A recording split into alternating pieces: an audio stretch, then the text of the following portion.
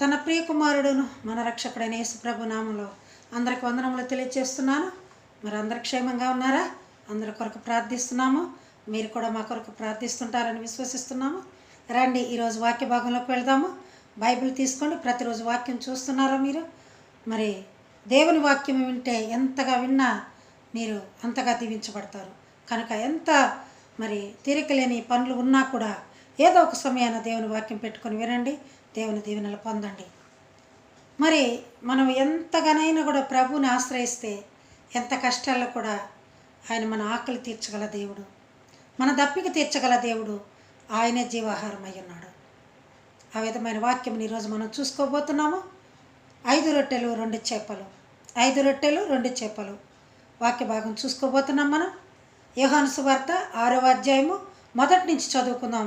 మొదటి నుంచి చూసుకుందాం. యోహాను సువార్త 6వ అధ్యాయము మొదటి నుంచి చూసుకుందాం. యేసు తిబెరయ సముద్రం అనగా గలిలయ సముద్రము దాటి అద్దరికి వెళ్ళాను. తిబెరయ సముద్రం, తిబెరయ సముద్రం అనగా గలిలయ సముద్రం. అంటే గలిలయ సముద్రానికి తిబెరయ సముద్రం అని కూడా పేరు ఉంది. ఆ సముద్రము దాటి అద్దరికి వెళ్ళారంట.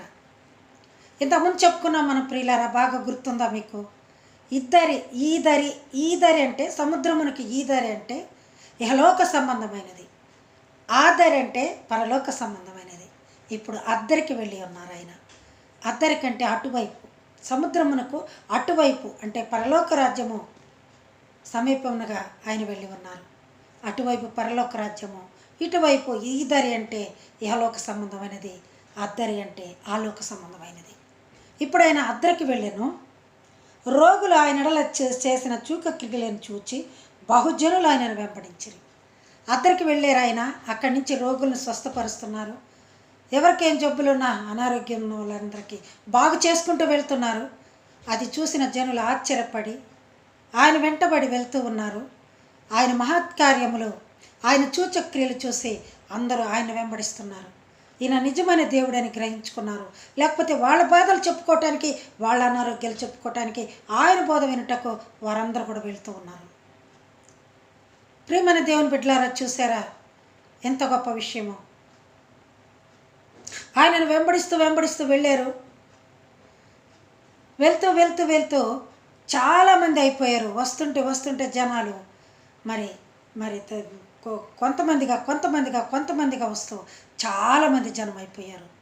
ఆయన కొండ ఎక్కి కూర్చున్నారు. ఇకన ఆ వచ్చే వారందరిని గమనించారు. ఆయన కొండ ఎక్కి కూర్చున్నారు.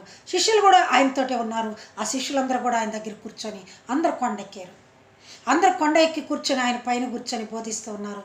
బహుజన సమూహం అంతా వస్తూ ఉన్నారు. ఎక్కడెక్కడ వాళ్ళంతా వస్తూ పటాలాలుగా అక్కడ కొంతమంది అలా ఆయా చోట్ల స్థలాలు చూసుకొని ఆ పచ్చిక ఉంటే చక్కగా కొండ మీద పచ్చిక ఉంటే ఆ పచ్చికలు బాగా పరుచుకొని కూర్చొని ఉన్నారు. అందరూ కూర్చొని ఆయన బోధ వింటున్నారు. అప్పటికే 3 రోజులైనది అని ఉన్నది మత్తయి సువార్తలో. 3 రోజుల నుంచి ఆ బోధ వినుచూనే ఉన్నారు వాళ్ళు. మరి ఆ రోజున చీకటి పడిపోతుంది. ప్రభు వారు ఆలోచించారు, ఎంతమంది జనసంద్రము నా దగ్గరికి వచ్చారు, మరి వీరికి ఆహారం ఎలాగో, వాక్యాహారం ఎలాగో పెడుతున్నా, జీవాహారం ఎలా అనుకున్నారు? జీవాహారమును నేనే కదా, మరి వారికి ఆహారం తీర్చాలి కదా, ఆకలి తీర్చాలి కదా అనుకున్నారు. అనుకొని పిలిపిని పిలిచి పిలుపుతో అడుగుచున్నారు. మరి వాళ్ళకి ఏ ఆహారం పెట్టాలో, ఏం చేయాలో అన్నీ తెలుసు ఆయనకి. అన్నీ తెలుసు. ఏమి చేయనయ్యుండి తెలిసి కూడా పిలుపును ప్రశ్నిస్తున్నాడు. చూద్దామా ప్రియులారా? 3వ వచనం, యోహాను సువార్త 6వ అధ్యాయం 3వ వచనం. యేసు కొండ ఎక్కి అక్కడ తన శిష్యులతో కూడా కూర్చుండెను. అప్పుడు పస్కా అని యూదుల పండుగ సమీపించెను. కాబట్టి యేసు కన్నులెత్తి బహుజనులు తన ఎద్దుకు వచ్చట చూచి వీరు భుజించుటకు ఎక్కడ నుండి రొట్టెలు తెత్తమని పిలుపుని అడిగాను. కానీ చూసారా ప్రియులారా, ఇంతమంది వస్తున్నారు, బహుజన సమూహము. అప్పటికి ఇంకా లెక్కించలేదు, లెక్కకు మించి ఉన్నారు వాళ్ళు. మరి ఏం చేయాలి? ఇంతమంది వస్తున్నారు, వాళ్ళు భుజించుటకు ఆహారం ఎక్కడి నుంచి దొరుకుతుందని పిలుపుని దగ్గరికి పిలిచి అడుగుతున్నాడు. ఏమని? మరి వారందరికీ మనకు భోజనం పెట్టాలి కదా, మరి ఏం చేయాలా? ఇక్కడేమనుందో చూసారా ప్రియులారా? తానే ఏమి చేయనై ఉండెనో తానే ఎరిగి ఉండి అతనిని పరీక్షించుటకు అలాగడిగాను. అతనిని పరీక్షించుటకు అడిగాడు ఆయన. ఫిలిప్పు ఏ మాట చెప్తాడో వినాలని అతన్ని పరీక్షించుటకు ఆ విధముగా అడిగాను. ఆయన ఏమి చేయాలో ఆయనకు తెలుసు. నీ విషయంలో కూడా నీకు బాధలు వస్తున్నాయని బాధపడుతున్నావా? నీకు శాంతి సమాధానం ఎలా కలుగు చేయాలో ఆయనకు తెలుసు. అయినా కూడా నిన్ను పరీక్షిస్తాడు. నీ పరీక్షలో నీవు నెగ్గాలి. పరీక్ష పెట్టినప్పుడు నువ్వు భయపడకూడదు. ఈరోజు ఈ స్థితిలో ఉన్నావంటే అది ప్రభువారు నీ ఎడల ఉండబట్టే నువ్వు ఇంతగా దీవించబడి ఉన్నావు. ఏ పాటిదానని నన్నెంతగానో ప్రేమించావు, అంచెలంచెలుగా హెచ్చించి నన్నెంతగానో దీవించావు. ఏ పాటిదానని నన్నెంతగానో ప్రేమించావు, అంచెలంచెలుగా హెచ్చించి నన్నెంతగానో దీవించావు. వందనం యేసయ్యా, వందనం యేసయ్యా, వందనం యేసయ్యా, వందనం యేసయ్యా. నీవు చేసిన మేళ్ళకై, నీవు చూపిన కృపలకై, నీవు చూపిన మేళ్ళకై, నీవు చూపిన కృపలకై వందనం యేసయ్యా, వందనం యేసయ్యా, వందనం యేసయ్యా, వందనం యేసయ్యా. ఏ పాటిదాన్ని నన్ను ఇంతగా ప్రేమించావు, అంచెలంచెలుగా హెచ్చించి నన్నెంతగానో దీవించిన దేవుడు నిన్ను దీవించడా? నీవు దీవించాలని, నిన్ను బలపరచాలని, నిన్ను ఆరోగ్యపరంగా ఉంచవలననే, నిన్ను అనేక సంతోషముని కలుగ చేయుటకే ఆయన నిన్ను పరీక్షించుటకు చిన్న చిన్న బాధలు పెడుతూ ఉంటాడు. పెద్ద బాధలు కూడా పెడుతుంటాడు ఒక్కోసారి. నీవెంతవరకు ఓర్పుతో ఉన్నావని. కనాను స్త్రీ కూడా పరీక్ష పెడితే ఆ కనాను స్త్రీ ఆ పరీక్షలో నెగ్గింది. అలాగే నీవు కూడా నెగ్గాలనుకుంటే ఓర్పుతో ప్రార్థించు, ఓర్పుతో ప్రభు ఎడల నిరీక్షణతో ఉండు. ఇప్పుడు ఫిలిప్పుకు ప్రశ్న వేశాడు, వారికి భోజనం ఎక్కడి నుంచి తేవాలి మనము? ఆయనకు తెలిసి ఎక్కడి నుంచి వస్తుందో. అది కూడా బైబిల్లోనే ఉంది. ఏమి చేయనయ్యుండెనో తాను ఎరిగి ఉండి అతనిని పరీక్షించుటకు అలాగడిగాను. ఫిలిప్పును పరీక్షించుటకు అడిగాడు. అందుకు ఫిలిప్పు వారిలో ప్రతివాడును కొంచెం కొంచెం పుచ్చుట కొనుకటైనను 200 దేనారముల రొట్టెలు చాలవని ఆయనతో చెప్పాను. ఏమయ్యా మహానుభావుడా, గొప్ప తండ్రి, గొప్ప దేవా, రక్షకుడా, నీకు అన్నీ తెలుసు. మరి మనం ఇంతమంది జన్మకి కొంచెం కొంచెం కొంచెం పెట్టినా కూడా 200 దేనారాలకి రొట్టెలు తెచ్చినా కూడా సరిపోవయ్యా. మనకెందుకు ఈ బాధ, మనకెందుకు ఈ బాధ అన్నట్లుగా చెప్తున్నాడు. ఆ రిస్క్ తీసుకోదలుచుకోలేదు ఫిలిప్పు. ఒక విధంగా ఆయన మాటను ఖండించినట్లుగానే ఉంది. పంపించేద్దాం వాళ్ళందరినీ, మీరు బోధ ముగించండి అన్నట్లుగా ఉంది ఆ మాటకి. ఆ మాటకి అర్థం అలాగే ఉంది. నాకైతే అదే అనిపిస్తుంది. ఇంతమందికి 2 దేనారాలు చొప్పున కొంచెం కొంచెం పెట్టినా కూడా 2 దేనారములు చొప్పున రొట్టెలు తెచ్చినా కూడా సరిపోవంటున్నాడు. అంటే వారిని పంపించి వేయమని ఆయన అర్థమని నేను అనుకుంటున్నాను. కానీ ప్రభు వారు పంపించి వేయటానికి దగ్గరికి పిలుచుకున్నాడా? పంపించటానికి కాదు, నీకు నిత్య జీవం ఇచ్చేదానికి, నీకు జీవ కిరీటం ఇచ్చేదానికి ఆయన తన దగ్గరికి బోధతో పిలుచుకున్నాను. నీవు బోధ వింటున్నావా? నీవు వాక్యం వింటున్నావా? దేవుని వాక్యం చెప్తున్నప్పుడు దేవుని సేవకులు, దైవజనులు, దైవ సేవకురాలు మీరు చెప్తున్నప్పుడు ఆ బోధ వింటున్నారా లేదా? కూర్చొని మీరు వింటున్నప్పుడు మీకింట్లో ఏ అవసరం ఉందో, మీకేం కావాలో ఆయన తీర్చగల శక్తిమంతుడు. ఆయనకి సమస్తమును తెలుసు. అయ్యో నా ఇంట్లో పనులన్నీ వదులుకొని నేను కూర్చుంటే ఎలాగో అని మార్తలాగా నువ్వు అనేకమైన పనుల చేత విస్తారంగా పనిచేస్తున్నావు బోధ వినకుండా. ప్రియమైన దేవుని బిడ్డలారా బాగా వినండి. వారంతా దేవుని బోధకు కూర్చున్నప్పుడు వారి గురించి ఆయన ఆలోచిస్తున్నాడు. వారి ఇల్లు వాకిళ్ళు అన్నీ వదిలేస్తారు. కుటుంబంలో బిడ్డలు, భార్యలు, మరి భర్తలు ఎంతమందిని ఎవరెవరు ఇంటికాడ సమస్తమును వదిలి ఆయన వెంటబడి వస్తూ ఉన్నారు. నీ వెళ్తున్నావా? ఆదివారం ఒక్కరోజు ఆలయంలోకి వచ్చేటప్పుడు కూడా నువ్వు రాలేకపోతున్నావా? వచ్చినా కూర్చొని సఖ్యంగా వాక్యం వినలేకపోతున్నావా? చెప్పిన వాక్యమును మనసులో స్థాపించుకొని ఫలింప చేసుకుంటకు నీకు శక్తి ఉన్నదా లేదా? అందుకు ఫిలిప్పుతో వారిలో కొంచెం కొంచెం పుచ్చుకొంటకైనాను 200 దేనారముల రొట్టెలు చాలవని ఆయనతో చెప్పాను. ఎందుకయ్యా మనకి గోల? వాళ్ళని పంపించేయండి, మనం ఎక్కడ పెడతాము? 200 దేనారాల రొట్టెలు తెచ్చినా కూడా కొంచెం కొంచెం పెట్టినా కూడా వారికి సరిపోవయ్యా. ఎందుకు మనకి బాధ అన్నట్లుగా ఉంది ఆయన మాటలు. అప్పుడు ప్రియులారా, ప్రభువారు చెప్తున్నారు, ఆయన శిష్యులలో ఒకడు అనగా సీమోను పేతురు సహోదరుడైన అంద్రేయతో మాట్లాడుతున్నాడు. ఇప్పుడు దాకా ఫిలిప్పుతో మాట్లాడాడు. ఒకరు పోర్షన్ అయిపోయింది, రెండో పాత్ర వచ్చింది. ఎవరు? అంద్రేయ ఇదంతా వింటూ ఉన్నాడు. ప్రభువుని బాధ అర్థం చేసుకున్నాడు. ఫిలిప్పుతో మాట్లాడుతున్న మాటలు ఆయన విన్నాడు. ఇప్పుడు ఆయన అంటున్నాడు, ఆయన పని వచ్చింది. ఇప్పుడు ఆయన చేయవలసిన పని వచ్చినది. నీవు దేవుని మాటలు వింటున్నప్పుడు, దేవుని బోధ వింటున్నప్పుడు ఏదైనా చేయాలనే ఆలోచన నీకు వస్తుందా రాదా? అంద్రేయకు వచ్చింది. అంద్రేయకు వచ్చి చెప్తున్నాడు, అయ్యా, ఇక్కడున్న వాళ్ళలో ఒక చిన్న పిల్లవాడి దగ్గర 5 రొట్టెలు 2 చేపలు ఉన్నవి. చూడండి ప్రియులారా, అతనికేమో వాళ్ళని పంపించివేయాలనే కోరిక ఉంది. అంద్రేయకు మాత్రం వాళ్ళకి ఏదో ఒకటి చేసి ప్రభు నుంచి వాళ్ళని తొలగించకుండా ఇక్కడే కూర్చోబెట్టుకోవాలనే ఉద్దేశము అంద్రేయకు ఉన్నది. మరి చెప్తున్నాడు, ఇక్కడ ఉన్న ఒక చిన్నవాని యొద్ద 5 రొట్టెలు 2 చిన్న చేపలు ఉన్నాయి. చిన్నవి అంట, అవి కూడా పెద్ద పెద్ద చేపలు తెచ్చుకొని వండుకొని తింటాం మనం. ప్రియమైన దేవుని బిడ్డలారా, మీరు కూడా ఇంట్లో పెద్ద పెద్ద చేపలు తెచ్చుకొని చక్కగా కట్ చేసుకొని మంచిగా కారం, ఉప్పు, మసాలా, పులుసు వేసుకొని చక్కగా పెద్ద పెద్ద చేపలు ఒక 4 చేపలు తెచ్చుకొని వండుకొని తిన్నా కూడా ఒక పూటకి 2 పూటలకి నలుగురున్న కుటుంబంలో సరిపోతుంది. అంతకన్నా ఎక్కువ మిగలదు. మరుసటి రోజుకి కూడా ఆ పులుసు మిగలదు కన్నా. కానీ ఇక్కడ చిన్న చిన్న చేపలంట, చిన్న చిన్న చేపలు ఉన్నవి. కానీ ఇంతమందికి ఏమాత్రమని ఆయనతో అనగా, ఇప్పుడు ఫిలిప్పుకేమో పెట్టే ఉద్దేశం లేదు. అంద్రేయకు దేవుని బాధ అర్థమైనది. అంద్రేయకు దేవుని బాధ తీర్చాలా, ఆయన ఆశ ప్రకారం ఏదో ఒకటి చేయాలా, జనాన్నందరిని ఇక్కడే కూర్చోబెట్టుకోవాలా అనుకున్నాడు. ప్రభుత్వ అంటున్నాడు, అయ్యా, ఇక్కడున్న ఒక చిన్న పిల్లవాడి దగ్గర 5 రొట్టెలు 2 చేపలు ఉన్నవి. అవి ఎంత జనముకి ఏమాత్రం సరిపోతాయి అయ్యా అంటే అతనికి పెట్టాలనే ఉద్దేశం ఉన్నది. ఫిలిప్ ఏ విధంగా మాట్లాడాడు? 200 దేనారాలు చొప్పున తెచ్చిన రొట్టెలు ఇంతమందికి కొంచెం కొంచెం పెట్టినా కూడా సరిపోవు అన్నట్లుగా చెప్పేశాడు. ఖండించినట్టుగా డివైడ్ చేసేసాడు, ఎవరినెవరిని వేరు చేసేసాడు.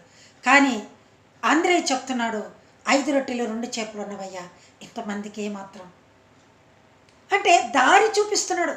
కొంతమంది పెద్దలు అంటారు సామెత, నువ్వు పెట్టకపోయినా పెట్టే ఇల్లని చూపించండి అన్నట్లు. ఆ విధంగా ఉంది అంద్రేయ మాట. తీసుకొచ్చిన పిల్లవాడిని జాడలు చూపించాడు దేవుడికి. అప్పుడు ప్రభు వారు ఏమన్నారో, మన ప్రభు అయిన యేసుక్రీస్తు వారు రక్షకుడు, జీవాహారమైన వాడు, ఆయన ఏం చెప్తున్నారో ఒకసారి చూద్దాం మనం. యేసు జనులను కూర్చుండబెట్టమని చెప్పాను. సరే, ఈ మాట విన్నాడు, ఫిలిప్పు చెప్పిన మాట విన్నాడు, అంద్రేయ చెప్పిన మాట విన్నాడు. ఇప్పుడు అంద్రేయ చెప్పిన మాట దేవునికి సబబుగా అనిపించింది. సరే, కూర్చోబెట్టండి, అందరినీ లైన్లో కూర్చోబెట్టండి, పంక్తులుగా కూర్చోబెట్టమని ఉన్నాడు, లైన్లో కూర్చోబెట్టమన్నాడు. అంటే క్రమశిక్షణ నీ ఆలయంలోకి వెళ్తున్నప్పుడు క్రమశిక్షణగా లైన్లో కూర్చుంటున్నావా, లేకపోతే ఎక్కడ స్థలం దొరికితే అక్కడ కూలబడిపోతున్నావా? అసహ్యంగా కచ్చిపిచ్చిగా కూర్చుంటున్నారా, చిక్కిరి బిక్కిరిగా కూర్చుంటున్నారా?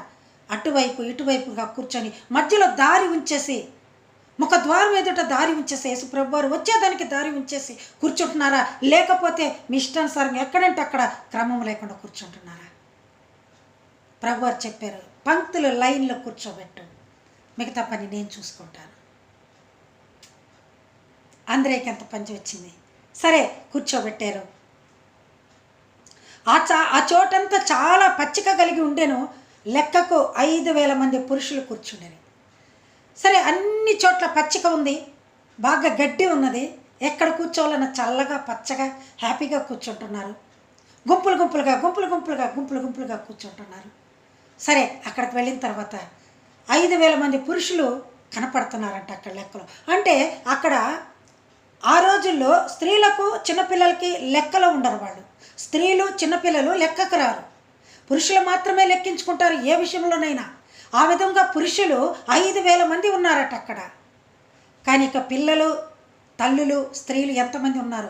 వారు కూడా ఒక 10,000 మంది ఉండవచ్చు, మొత్తం ఒక 20,000 మంది ఉండవచ్చు మనం అనుకుందాం. సపోజ్న 5,000 మంది పురుషులే ఉన్నారంటే ఇక స్త్రీలు ఎంతమంది ఉన్నారు, పిల్లలు ఎంతమంది ఉన్నారు? వారు లెక్కకు రారు కనుక అప్పటి రోజుల్లో పురుషులు మాత్రమే లెక్కించేవాళ్ళు. ఆ పురుషులు లెక్కించబట్టి 5,000 మంది లెక్కకు తేలేరు.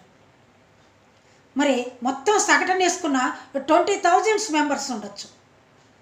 ట్వంటీ 20,000 మెంబర్స్ ఉండొచ్చు, 20,000 మంది మనుషులు ఉండి ఉండవచ్చు. కానీ అక్కడ తెచ్చింది ఏంది? యవల రొట్టెలు. యవల రొట్టెలు అంటే చాలా కాస్ట్లీ, తక్కువ. ఆ యవలనగా గోధుమల్లోనే అవి ఒక గోధుమలు. ఆ గోధుమలకి పెద్ద విలువ ఉండదు, అప్పట్లో అవే పండేవి.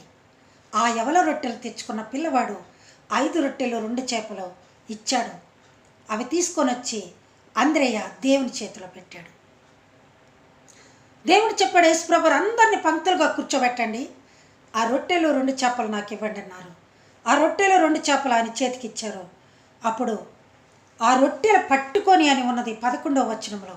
యేసు ఆ రొట్టెలు పట్టుకొని కృతజ్ఞతాస్తుతులు చెల్లించి ఇలా పట్టుకున్నాడు, యెహోవా దేవునికి ప్రార్థించాడు, కృతజ్ఞతలు తెలిపాడు. ఇంతవరకు ఇచ్చినందుకు మాకు సంతోషం. ఎంతమంది కృతజ్ఞతలు తెలుపుకుంటున్నారు? ఎంతమందికి నెల మొదట్లో జీతం వచ్చిన తర్వాత, లేకపోతే పనికి వెళ్ళిన తర్వాత, బట్టువాడి వచ్చిన తర్వాత, ప్రభు ఈ కష్టానికి ఇంత ఫలితం వచ్చింది, ఇంతలో ఇంత కొంత కృతజ్ఞత చెల్లిస్తున్నా. ఎందుకంటే నీవిచ్చిన ఆరోగ్యమే కదయ్యా నాకు. నీవు ఆ సిలువలో మరణం పొంది మాకు మంచి జీవం ఇచ్చి మమ్మల్ని బ్రతికించి మా ఒంటి పైన ఒక్క దెబ్బ కూడా పడకుండా దెబ్బలన్నీ నీవే తిన్నావు కదయ్యా, నీకు కృతజ్ఞతలయ్యని ఎంతమంది చెల్లిస్తున్నారు? ప్రభువారు 5 రొట్టెలు ఇచ్చినందుకు, 2 చేపలు ఇచ్చినందుకు కృతజ్ఞతాస్తుతులు చెల్లిస్తున్నారంట. మన కోసం తన ప్రాణాన్ని బలి ఇచ్చిన వాడతడు, మన కోసం సజీవుడై లేచిన వాడతడు, మన కోసం తన ప్రాణాన్ని బలి ఇచ్చిన వాడతడు, మన కోసం సజీవుడై లేచిన వాడతడు, తన శాంతిని పంచిపెట్టిన శాంతమూర్తి యేసు, తన సర్వాన్ని తారబోసిన త్యాగశీలి క్రీస్తు, ఆశ్చర్యకరుడు, ఆలోచనకర్త, నిత్యుడగు తండ్రి, సమాధానకర్త. మన కోసం తన ప్రాణాన్ని ఇచ్చిన ఆయన మన కోసం భోజనం పెట్టేదానికి తండ్రికి కృతజ్ఞతాస్తుతులు చెల్లిస్తున్నాడు. ఇంత భోజనం మాకిచ్చావయ్యా, 5 రొట్టెలు 2 చేపలు మాకిచ్చినందుకు నీకు కృతజ్ఞతలయ్యని యెహోవా దేవునికి కృతజ్ఞతలు చెప్తున్నాడు. నీవు చెప్తున్నావా? నీకు ఇచ్చిన భోజనానికి, నీకు ఇచ్చిన ఆహారానికి నువ్వు కృతజ్ఞతలు చెప్తున్నావా? నీకు ఇచ్చిన మంచి ఆరోగ్యానికి నువ్వు కృతజ్ఞతలు చెప్తున్నావా? నీకు ఇచ్చిన మంచి బిడ్డల కొరకు కృతజ్ఞత చెప్తున్నావా? నీకు నచ్చిన బిడ్డని వివాహం చేసుకున్నందుకు, వివాహం చేయించినందుకు నీవు కృతజ్ఞతలు తెలుపుతున్నావా లేదా? ప్రభువారు కృతజ్ఞత చెల్లించి వారికి ఇష్టమైనంత వరకు వడ్డించమని చెప్పారు. అందరికీ వడ్డించారు. అందరూ తిని తృప్తి పడ్డారు. ఎంతమంది? 20,000 మంది ఉండి ఉండవచ్చు, మనం అనుకోవటం అంతే. ఇంకెంతమంది ఉన్నారో తెలియదు. పురుషులు మాత్రమే 5,000 మంది అని చూపించారు. ఇక స్త్రీలు ఎంతమందో, పిల్లలు ఎంతమందో, పిల్లలు ఎంతమందో, వారందరూ తినగా తృప్తిగా తినిన తర్వాత 12 గంపలకి ఆ మిగిలినన్ని నష్టపరచకుండా, నష్టపడకూడదు. ఆయన ప్రేమించి ఇచ్చి దీవించి ఇచ్చిన ఆహారము నష్టపరచకూడదు. ఏం ఆహారం అదే? పాల వంటిది, జుంట తేనె వంటిది, నా జీవకు మహా మధురమైనది, మేలిమి బంగారు కన్న మిన్నాయినది, మేలిమి బంగారు కన్న మిన్నాయినది, రత్నరాసుల కన్న కోరతగినది, రత్నరాసుల కన్న కోరతగినది, నీ వాక్యమే నన్ను బ్రతికించెను, బాధలలో నెమ్మది నీచును. వాక్యమే జీవాహారం. మిగిలినవన్నీ నష్టపరచకుండా గంపలలో ఎత్తమని చెప్పాను. చూసారా? ఆ మిగిలిన ముక్కలు నష్టపరచకుండా 12వ వచనంలో ఉంది. వారు తృప్తిగా తినిన తర్వాత ఏమీయో నష్టపడకుండా మిగిలిన ముక్కలు పోగు చేయడని తన శిష్యులతో చెప్పాను. తిన్న ముక్కలని కింద పడకుండా మొత్తం పోగు చేయండి, కువ్వ చేయండి. అవన్నీ కువ్వ చేసి మొత్తం గంపలకు ఎత్తమన్నారు. గంపలు అంతంత గంపలు ఉండి ఉండవచ్చు. ఒకవేళ ఆ గంపల్లో 12 గంపలకు ఎత్తారు. అందరు తిని తృప్తి పొందిన తర్వాత 5,000 మంది పురుషులు కాక ఇంకా మెనీ మెంబర్స్ ఎంతమంది ఉన్నారో వారందరూ తిన్న తర్వాత కూడా 12 గంపలకి ఎత్తి పెట్టారు. ఇచ్చినదన్నీ యెహోవా దేవుడు యేసుప్రభు వారికి ఇచ్చిన రొట్టెలన్నీ 5 రొట్టెలు 2 చిన్న చేపలు. కానీ అంతమంది జనం తినిన తర్వాత ఇంకా మిగిలిన మొక్కలు ఆశీర్వదింపబడిన ఆహారముగా వచ్చింది. ఎందుకు? కృతజ్ఞతాస్తుతులు చెల్లించినందువల్లనే. నీవు చెల్లిస్తున్నావా లేదా కృతజ్ఞతాస్తుతులు? ప్రభా, ఈ నెలంతా నన్ను కాపాడావు, నాకు ఇచ్చిన జీతం ఇదయ్యా, లేకపోతే నాకు ఇచ్చిన బట్వాడి ఇది, ఇందులో నీకు కృతజ్ఞత ఎంత చెల్లిస్తున్నానయ్యా, నా హృదయాన్ని అర్పిస్తున్నానయ్యా, నా హృదయంలో ఎంత ఉందో అంత నీకు అర్పిస్తున్నానయ్యా. ప్రియులారా, 12 గంపలకి ఎత్తారు. 12 గంపలకి ఎత్తిన తర్వాత అక్కడున్న ప్రజలంతా అయ్యో 5 రొట్టెలు 2 చిన్న చేపలు తీసుకొని ఇంత గొప్ప ఆహారం పెట్టి ఇంకా మిగిలిపోయినయే. కాబట్టి ఈయనెవరో గొప్ప ప్రవక్త, ఈయన నిజముగా ప్రవక్త అని ఆయన గురించి చెప్పుకుంటూ ఉన్నారంట. ప్రియులారా, చూద్దామా మనం ఈరోజు 5 రొట్టెలు 2 చేపల్లో మంచి వాక్యాన్ని మనం చూసుకున్నాం. ఇందులో 5 పాత్రలు ఉన్నాయి, 5 పాత్రలు ఉన్నాయి. మరి మీరు క్షుణ్ణంగా పరిశీలించారో లేదో నేను చెప్తాను. మొదటి పాత్రగా పిలిప్పుని అడిగినప్పుడు పిలిప్పు ఇష్టం లేని వాడిగా మాట్లాడి ఉన్నాడు. పెట్టే ఉద్దేశం పిలిప్పుకి లేదు, వాళ్ళని పంపించేయాలనే ఉద్దేశం పిలిప్పుకు ఉన్నది. అందువలన ఎందుకయ్యా మనం 2 దేనారాల చొప్పున మరి 200 దేనారాల చొప్పున మనం రొట్టెలు తెచ్చినా కూడా వీరందరికీ చాలా కొంచెం కొంచెం పెట్టినా కూడా అవసరం లేదన్నట్లుగా మాట్లాడు. ప్రభు శక్తి తెలియదా పిలిప్కి? ప్రభు వారు చూసుకుంటారని తెలీదా?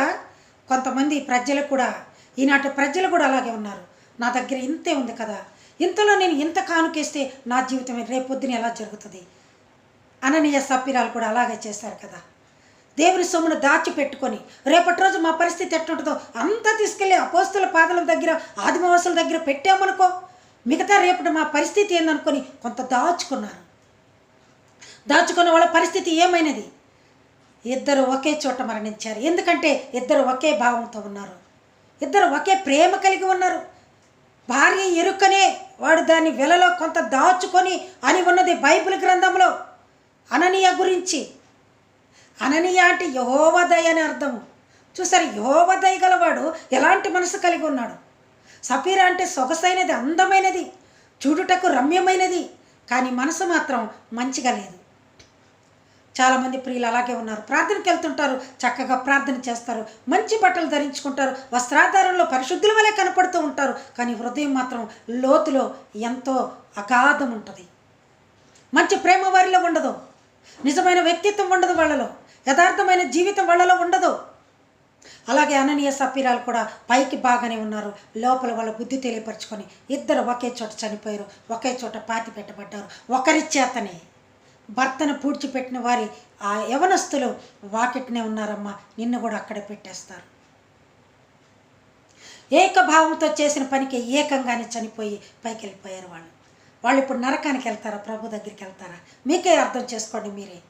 ఎందుకంటే దేవుని మోసం చేశారు. నీవెక్కడ దాచిపెట్టుకున్నా అది దేవునికి తెలుసు. ఎవరికి కనపడదులేని నీవు తలుపులు వేసుకుని ఏం చేసినా సమస్తము దేవునికి తెలుసు. నన్ను ఎవరు చూస్తారులే నేనేం చేసినా అని నీవు అనుకుంటున్నావా? అన్నీ తెలుసు ఆయనకి. అలాగే పిలిప్పు మాట్లాడుతున్నాడు, దేవుని గుర్తెరగలేకపోయాడు, దేవుని శక్తి తెలుసుకోలేకపోయాడు.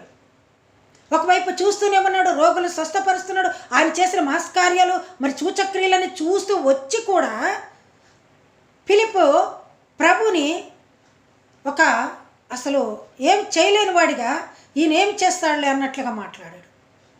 ఆయన పాత్ర అది. రెండవ వాని పాత్ర అంద్రేయ, సీమోను పేతురుకు మారు పేరు గల అంద్రేయకి పెట్టాలని మనసు ఉంది. ప్రభు కోరిక నెరవేర్చాలని ఆశ అతనిలో ఉంది. ప్రభు కోరిక నెరవేర్చాలని నీకుందా? ప్రభు నీ కోసం ఇంత త్యాగం చేస్తే నువ్వు ఎప్పుడైనా ఆయన కోసం ఏం చేసావు? ప్రభు కోరిక నేను కూడా తీర్చాలని ఎప్పుడైనా నీవు అనుకున్నావా? ఈ వాక్యం వింటున్న బిడ్డను నేను అడుగుచున్నాను. ప్రభు వాక్యం వింటున్నప్పుడు మీరు అనుకున్నారా ఎప్పుడైనా? ప్రభు నన్ను వాక్యం ద్వారా హెచ్చరిస్తున్నాడు, ఈ విధంగా నేను జీవించాలని నువ్వు ఎప్పుడైనా అనుకున్నావా లేదా? ఆయన అత్యున్నత సింహాసనం మీద నుండి ఆయన నీవు చేస్తున్న ప్రతి క్రియ చూస్తూనే ఉన్నాడు. నువ్వు దాచిపెట్టవలసినది ఏమీ లేదు. ఎప్పుడైనా నువ్వు చేసావా దేవునికి ఇష్టమైన పని? అంద్రేయ చేశాడు. ప్రభు వారికి ఇష్టమైనది కనుక్కున్నాడు. అయ్యా, ఒక చిన్న పిల్లవాడి కాడ 5 రొట్టెలు 2 చేపలు ఉన్నాయి, నేను తీసుకొస్తాను, కానీ అవి వీళ్ళందరికీ ఎంత మాత్రం సరిపోతాయా లేవా అని ప్రేమతో అడుగుతున్నాడు. ఆయనలో ప్రేమ ఉన్నది, పెట్టే మనస్తత్వం అతనికి ఉన్నది. ఆంధ్రకి పెట్టే మనస్తత్వం ఉన్నది. దేవుని మాట నెరవేర్చాలని ఆయన కోరికను ఆమోదించాడు. పిలుపు పాత్రలో అతను వ్యసనపరుడుగా కనపడుతున్నాడు. ఆంధ్రే పాత్రలో అందరిలో ప్రేమ కలిగిన వాడుగా కనపడుతున్నాడు. ఎందుకంటే ధరణిలో ప్రేమలు స్థిరము కావు కదా, అందుకని ధరణిలో ప్రేమ స్థిరము కాదు కదా అని ప్రభు ప్రేమను గుర్తెరిగి మాట్లాడుతున్నాడు. ధరణిలోని ప్రేమలన్నీయు స్థిరము కావు, తరగిపోవును.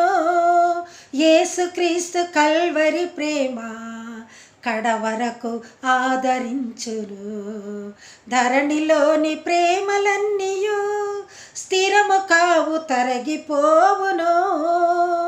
యేసుక్రీస్తు కల్వరి ప్రేమ కడవరకు ఆదరించును. ప్రేమ, యేసుని ప్రేమ, అది ఎవ్వరు కొలువలేనిది. యేసుని ప్రేమ కొలువలేము కాబట్టి ఆయన ప్రేమ గుర్తెరిగాడు అంద్రయ్య. ధరణిలో ప్రేమలు అవసరం లేదు. ఆ డబ్బు దాచిపెట్టుకొని ఉన్నా కూడా అవి మనకు ఉపయోగపడవు. 5 రొట్టెలు 2 చిన్న చేపలు ఉన్నాయ్యా, ఇవి ఇంతమందికి ఏమాత్రం అని కొంచెం ప్రేమతో మాట్లాడుతున్నాడు ఆయన.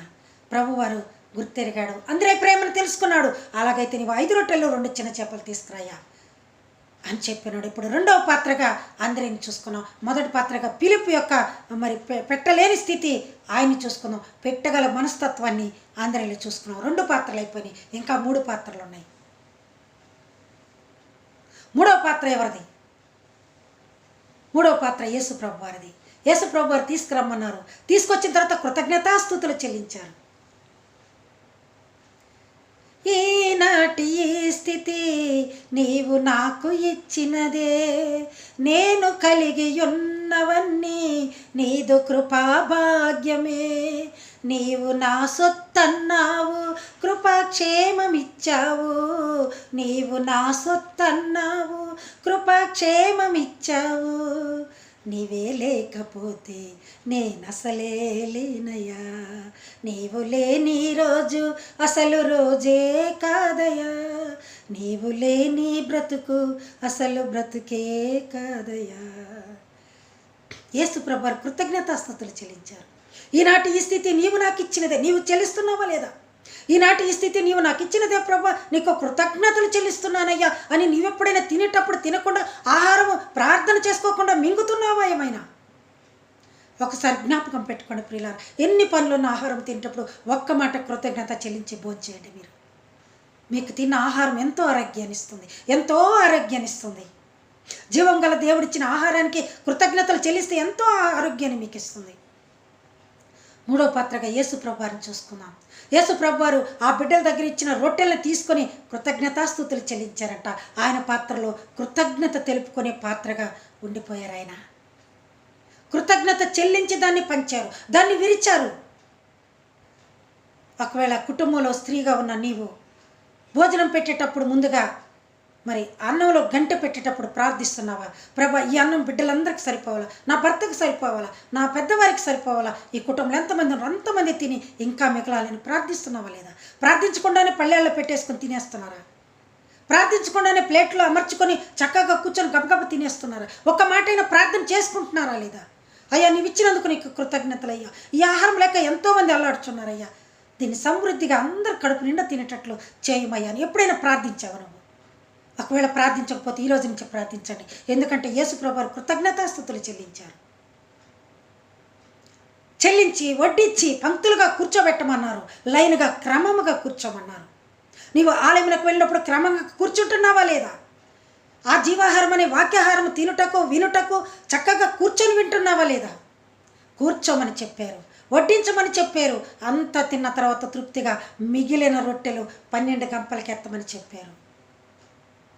ఆయన ఆశీర్వదిస్తే నీ జీవితం కూడా అలాగే ఉంటుంది. 12 గంపలకి నీవు తిని తృప్తి పొందిన తర్వాత 12 గంపల దీవెనలు నీకు వస్తాయి, ఆశీర్వాదములు నీకు వస్తాయి. అదే దేవుని పాత్ర, యేసుప్రభు వారి పాత్ర. ఇక 4వ పాత్ర పిల్లవాడు, చిన్న పిల్లవాడు. వారి అమ్మగారు వారికి లోపల ఇంట్లో వంట చేసి ఆ రొట్టెలు చిన్న చేపలు ఇచ్చి, అయ్యా నీవు బోధకెళ్తున్నావు యేసు ప్రభు వారితో, నీకు అక్కడ ఆకలి అవుతుందేమో తినమని పంపించి ఇచ్చినది ఆ రొట్టెల్ని. కానీ ఆ బిడ్డ తీసుకొని వచ్చాడు కానీ 3 రోజులు అవుతున్నా ఆ బిడ్డ ఆకలితో ఆ రొట్టెలు తినలేదు. ప్రభు వారు చెప్పే వాక్యం వింటుంటే ఇంకా వినాలనిపిస్తుంది. ప్రియులారా, ఎంతోమంది సేవకులు బోధ చేస్తున్నప్పుడు ఇంకా వినాలనిపిస్తుంటుంది. ఇంకా ఏమైనా చెప్తే బాగుండు, ఇంకా చెప్తే బాగుండు, ఇంకా చక్కగా పాటల రూపంలో మాకు తెలియపరిస్తే బాగుండు అని అనుకుంటూ ఉంటారు. నేను కూడా ఎన్నో ప్రాంతాలకు వెళ్ళినప్పుడు, నేను బోధిస్తున్నప్పుడు చాలామంది కూడా నన్ను కూడా అలాగన్నారు, అమ్మగారు మీరు బాగా చెప్తున్నారు, ఇంకా బోధించండి అమ్మ, ఇంకొంచెం సమయం తీసుకోండి అని అడిగేవారు. అలాగే ఆ ప్రభు వారు చెప్తున్న బోధ వాళ్ళు వింటూ ఉంటుంటే వాళ్ళకి ఆకలి కూడా కావట్లేదు. ఈ పిల్లవాడికి ఆకలి కాలేదంట, చిన్న పిల్లవాడికి. 5 రొట్టెలు 2 చేపలు తెచ్చాడు చిన్నోడు, ప్రభు యేసు మాటలు వింటూనే వాటిని తినడం మరిచాడు, చిన్ననాటనే ప్రభు మాటల రుచి ఎరిగిన ఆ చిన్నోడు. చిన్ననాటిని చిన్నప్పుడే ఆయన మాటలు రుచి పట్టాయి నీకు. మీరు సండే స్కూల్కి పిల్లలను పంపిస్తున్నారా? చక్కగా దేవుని మాటలు వినటానికి వాళ్ళు ఇష్టపడుతున్నారా? రుచి మరిగారా లేదా?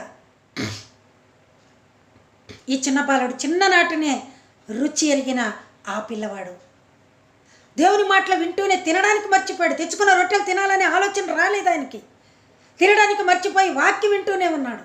సంతోషంగా ఉందేమో ఆ వాక్యం వింటుంటే, ఎంతో ఆనందంగా ఉందేమో ఆ వాక్యం వింటుంటే. అత్యున్నత సింహాసనముపై ఆసీనుడవైన దేవా, అత్యున్నత ప్రేమ స్వరూపివి నీవు, ఆరాధింతుము నిన్ను. అలా ఆరాధిస్తున్నాడేమో ఆ పిల్లవాడు. ఆయన మాటలు స్మరించుకుంటున్నాడేమో, ఆయన మాటల్ని ఆస్వాదిస్తున్నాడేమో. ఆస్వాదనలో ఆకలి కాలేదేమో ఆ బిడ్డకి. ఇంకా ప్రియులారా, కొంతమంది పిల్లలు తెచ్చుకున్న భోజనం పక్క వాళ్ళకు కూడా పెట్టడానికి ఇష్టపడరు. కానీ ఆ బిడ్డ అంద్రయ్య వచ్చి అడగగానే ఆయన చేతిలో పెట్టేశాడు. తీసుకోయ్యా, ఇదిగో 5 రొట్టెలు 2 చేపలు. అంకుల్ తీసుకోండి అంకుల్, మా అమ్మ చేసి పంపించింది, నాకేం ఆకలి కాలేదు, మీరు తీసుకెళ్ళి ప్రభు వారికి ఇచ్చేయండి. ఒకసారి ఆ బిడ్డ కొరకు అందరం స్తోత్రం చెప్తాం. స్తోత్రం స్తోత్రం. మీ బిడ్డలకు మీరేమి నేర్పిస్తున్నారు? మీ బిడ్డలు ఎవరికైనా పక్క వాళ్ళకి పెడుతున్నారా లేదా? కానీ బిడ్డ పెట్టాడంట, తీసుకెళ్ళి ప్రభు వారికి ఇమ్మని చెప్పాడంట. ఎంత మంచి మనసు. 4వ పాత్రలో మరి 5వ పాత్ర తల్లి పాత్ర. ఆ తల్లి పేరు లేదు అక్కడ, తండ్రి పేరు లేదు అక్కడ, చిన్నవాడికి కూడా పేరు లేదు బైబిల్లో. ఆ తల్లి 4 గోడల మధ్య రొట్టెలు చేసి 5 రొట్టెలు 2 చేపలు తయారు చేసి ఆ బిడ్డకు బాక్స్ కట్టి, నీవు దేవుని బోధకు వెళ్తున్నావయ్యా, ఆయనతో వెళ్తున్నప్పుడు నీకు ఆకలేసినప్పుడు తిను. ఇంకా ఏమి నేర్పించింది ఆ తల్లి? ఎవరైనా ఆకలని అడిగితే నీ దగ్గర ఉన్న రొట్టెలు ఇచ్చేయ్యా.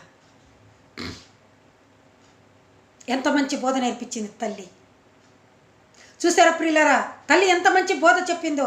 4 గోడల మధ్య చేసిన రొట్టెలు, కలిపి చేసిన రొట్టెలు. నీ బిడ్డని 4 గోడల మధ్యలో కూర్చోబెట్టే ప్రార్థన చేపిస్తున్నావా లేదా? ప్రార్థనకు ప్రతిఫలాలు దయచేయమని ప్రభుకి ఇవ్వమనయ్యని ప్రార్థన చేర్చమని అడుగుతున్నావా లేదా నీ బిడ్డకి? కానీ ఆమె 4 గోడల మధ్యలో పిండి కలిపి రొట్టెలు చేసి, ఆనాడు శారా కూడా 3 మానికల పిండి కలిపి రొట్టెలు చేయమని అబ్రహాం చెప్పినప్పుడు ఆమె ఎదురు చెప్పలేదు. 3 మానికల పిండి ఎవరైనా చేస్తారా ప్రియులారా? శారా అమ్మగారు చేసినది 3 మానికల పిండి కలిపి ఆ వచ్చిన వారికి ఆ రొట్టెలు చేసినది ఆమె వయసు కూడా పెద్దదైపోతుంది. అయినా కూడా ఆ రొట్టెలు చేసి పెట్టి వారి నుంచి ఒక వాగ్దానం తీసుకుంది. నీ కడుపున కుమారుడు పుడతాడని వారు వాగ్దానం చేసి వెళ్ళారు. అలాగే ఈమె ఆ బిడ్డకు రొట్టెలు చేసి పంపించేసినది. తల్లి పాత్ర ఇది. 5వది తల్లి పాత్రలో ఉన్నాం మనం. ఒకటిగా పిలుపు పాత్రను చూసుకుంటున్నాం, పెట్టేదానికి ఇష్టం లేనట్లుగా మాట్లాడుతున్నాడు. 2వదిగా ఆంధ్రేయ పాత్రను చూసుకుందాం, ఆంధ్రేయ ఉన్న దాంట్లోనే పెడదామన్నట్లు మనసు కలిగిన వాడు. 3వదిగా ప్రభు వారిని చూసుకుంటున్నాం, తీసుకున్న ఆహారానికి కృతజ్ఞతలు చెల్లించి అందరినీ లైన్లో కూర్చోబెట్టి సమృద్ధిగా పెట్టి ఇంకా మిగిలిని నష్టపరచకుండా గంపలకి ఎత్తి పెట్టమన్నారు. ఎందుకు నష్టపరచకూడదు? ఆ గంపల్లో ఇంకా ఎంతమంది తినాలో, ఇంకా ఎంతమంది కృపలు పొందాలో, ఎన్ని వేల మంది అవి తిని ఆ జీవాహారాన్ని తిని ఎంతమంది రక్షింపబడాలో. 5 రొట్టెలు 2 చిన్న చేపలకే ఇంతమంది సమృద్ధిగా భోంచేస్తే ఇంకా 12 గంపలకి ఎంతమంది తిని సమృద్ధిగా రక్షణ పొందాలి. ఇప్పుడు తల్లి పాత్రలోకి వస్తున్నాం. తల్లిని చూస్తున్నాం. తల్లి 4 గోడల మధ్య కూర్చొని ఆమె బోధకు రాలేకపోయిందేమో, అయ్యా నేను రాలేకపోయినా నీవైనా వెళ్ళు, ప్రభు మాటలు విను, ఇదిగో ఈ భోజనం తీసుకెళ్ళు, ఎవరైనా అడిగితే పెట్టయ్యా, నీవు అక్కడవే తినొద్దు. ఎంత మంచి మాటలు నేర్పించింది బిడ్డకి. ప్రియులారా, మీరు బిడ్డలకు ఆ మాత్రం మాటలు నేర్పిస్తున్నారా? ఎవరైనా అడిగితే దాచుకొని తిను, ఎవరికి పెట్టవద్దు. కానీ ఈ తల్లి చిన్ననాటనే ఆ బిడ్డకు పెట్టే బుద్ధి కల్పించినది. ఆ పెట్టేదేంటి? వాక్యాహారమే. నీకు తెలిసిన వాక్యము ఇలాగ నలుగురికి బోధించడమే, తెలియజేయటమే ప్రభు గురించి. ఆ బిడ్డని ఆశీర్వదించినది. ఆ రొట్టెలు ఇచ్చి 4 గోడల మధ్య కూర్చొని చేసి పెట్టిన రొట్టెలు తీసుకొని బిడ్డ తీసుకొని వస్తే ఆ బిడ్డ తీసుకొని ఆ బిడ్డ చేతి నుంచి ఆంధ్రే చేతికి వెళ్ళాయి, ఆంధ్రే చేతి నుంచి అయ్యగారి చేతిలోకి వెళ్ళిపోయినాయి. చప్పట్లు పెడదాం ఒకసారి. ఎక్కడో 4 గోడల మధ్య కూర్చొని చేసిన తల్లి వంట ఆంధ్రే చేతికి పోయి, బిడ్డ చేతి నుంచి ఆంధ్రే చేతికి పోయి, ఆంధ్రే చేతి నుంచి యేసుప్రభు వారి చేతిలోకి పోయి ఆయన దగ్గర కృతజ్ఞతాస్తుతులు చెల్లి ఆయన చేతులు ఆశీర్వదింపబడ్డాయి. నీ తల్లి చెప్పు బోధను నీవు విసర్జించకము, త్రోసివేయకము. నీ తల్లి పెట్టే ప్రేమ కలిగిన భోజనాన్ని నీవు తిని నలుగురికి పెట్టు. ఆ తల్లి పాత్రలో ఆమె ఎంతగానో ఉపయోగపడ్డది. అలాగే ఎకబెదు అమ్రామ్ ఎకబెదు 3 బిడ్డలు కన్నారు. మోషే, అహరోను, మిర్యాము 3 కూడా ఎలాంటి బిడ్డలు? మంచి బిడ్డలుగా పుట్టి ఉన్నారు. మనం చూసుకున్నాను, బలవంతుని చేతిలో బాణము వంటి బిడ్డలు పుట్టారు. బలవంతుని చేతిలో బాణం వంటి బిడ్డలు పుట్టారు 3 కూడా. ఎలాగంటే 430 సంవత్సరాలు ఐగుప్తు దేశానికి బానిసైన ఇశ్రాయేలు ప్రజలను రక్షించేదానికి వారు 3 ఉపయోగపడ్డారు. మోషే, అహరోనులు చక్కగా వారిని తీసుకొస్తున్నప్పుడు ఎర్ర సముద్రాన్ని దాటించగల శక్తిని కూడా దేవుడు వారికి ఇచ్చారు. మిర్యాము కూడా ఇశ్రాయేలు ప్రజలకు నాయకురాలై వాళ్ళకి పాటలు నేర్పించింది, వారికి వాక్యం బోధించింది, వారి తరపున ఉన్నది, వారి తరపున తంతి వాయిద్యములు వాయించుతూ వాళ్ళకి చక్కని సంగీతం నేర్పిస్తూ ప్రభు బోధన బోధించినట్లుగా మిర్యాము ఉన్నది. అలాగే ప్రియులారా, ఇశ్రాయేలు చిన్నది నయమాను కుష్టి గురించి తెలుసుకొని ఆ కుష్టి ఎలా తగ్గిపోతుందంటే ఇశ్రాయేలు దేవుడైన యెహోవా దేవుని ద్వారా తగ్గిపోతుందని మార్గము చూపించినది. ఇశ్రాయేలు చిన్నది పని మనిషిగా తీసుకొచ్చుకున్నారు, చెరపట్టుకొని వచ్చారు. అయినా కూడా ఆ బిడ్డ ఆ యజమానుని కష్టం చూసిన దానికి స్వస్థత కలిగేటట్లు చేసింది. తన చేతిలో రోగాలు నయమైపోయెను, తన చూపుతో దయ్యాలు విలవిలలాడెను. తన చేతిలో రోగాలు నయమైపోయెను, తన చూపుతో దయ్యాలు విలవిలలాడెను. తన మాటతో ప్రకృతినే శాసించినవాడు, తన మాటతో ప్రకృతినే శాసించినవాడు. నీటిపై టీవిగా నడిచిన వాడతడు, నీటిపై టీవిగా నడిచిన వాడతడు. ఆశ్చర్యకరుడు, ఆలోచనకర్త, నిత్యుడగు తండ్రి, సమాధానకర్త. ఇశ్రాయేలు చిన్నది నయమాను కుష్ఠరోగం పోయే విధంగా చేసినది. యెహోవా దేవుని మరి బలము శక్తి ఆయనకి తెలియపరిచినది. నిజమైన దేవుడు ఈయనే అని గుర్తెరిగాడు నయమాను. అలాగే పేతురు స్వరమున విన్నది చిన్నది, హృదయాన్ని చిన్నది. చిన్న బిడ్డలలో ఎంత మంచి పిల్లలు ఉన్నారు బైబిల్లో. నీ బిడ్డలను అలా పెంచుతున్నావా లేదా? నీ బిడ్డలను తండ్రి రక్షింపబడాలని చూస్తున్నావా లేదు? ఆ తల్లి ఆ 4 గోడల మధ్య చేసిన 5 రొట్టెలు 2 చేపలు అవి తీసుకొచ్చి ఆ పిల్లవాడు అందరి చేతిలో పెడితే, అందరూ యేసుప్రభు వారి చేతిలో పెడితే, యేసుప్రభు వారు అక్కడెక్కడో చేసిన రొట్టెలు ఆయన చేతిలో పడి ఆశీర్వదింపబడ్డాయి. నీవెక్కడెక్కడ బోధ వింటున్నావా? ఇలాంటి వారు చెప్తున్న బోధ మీరు వింటున్నారా లేదా? నాలాగెంతోమంది దైవ సేవకులకు మీకు బోధ చేస్తూనే ఉంటారు. ఎక్కడెక్కడో బోధ విని అదంతా తీసుకొని వచ్చి మీరు ఆయన చెవిని వేస్తే ఆయన అక్కడ మిమ్మల్ని రక్షింపచేసేదానికి రెడీగా ఉన్నారు. మీరు ఎప్పుడు కూడా వెనకాడవద్దు.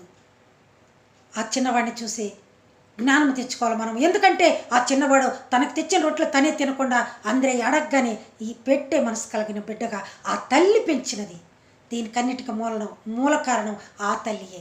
5 రొట్టెలు బయటికి రావటానికి కారణం ఆ తల్లియే. నీ తల్లి నీ తండ్రి నీకు మంచి బోధ చేసి నేను బయటికి పంపిస్తున్నారా లేదా? మీరు ఒకవేళ మీ బిడ్డలకు మంచి బోధతో బిడ్డలను ఆశీర్వదింప చేసి బయటికి పంపిస్తున్నారా లేదా? మీరు ఈరోజు ఆ చిన్నవాడి తల్లిని చూసి మీరు జ్ఞానం తెచ్చుకోవాలా? చిన్నవాడి తల్లి మరి ఎవరికైనా పెట్టే మనసుని ఏర్పరిచి ఆ బిడ్డకి జాగ్రత్తలు చెప్పి దేవుని బోధ వింటూనే తినయ్యా అని చెప్పినది. కానీ ఆ బిడ్డ ఆ బోధ వింటూనే తినడానికే మర్చిపోయాడంట. తినడానికి మర్చిపోయిన తర్వాత వారి అమ్మ చేసిన రొట్టెలు 5,000 మంది 20,000 మంది జనము తినగా ఇంకా 12 గంపలకి ఎత్తారంటే ఆ బిడ్డ ఎంతగా ఆశీర్వదింపబడ్డాడు ఒకసారి మీరు గ్రహించుకోండి.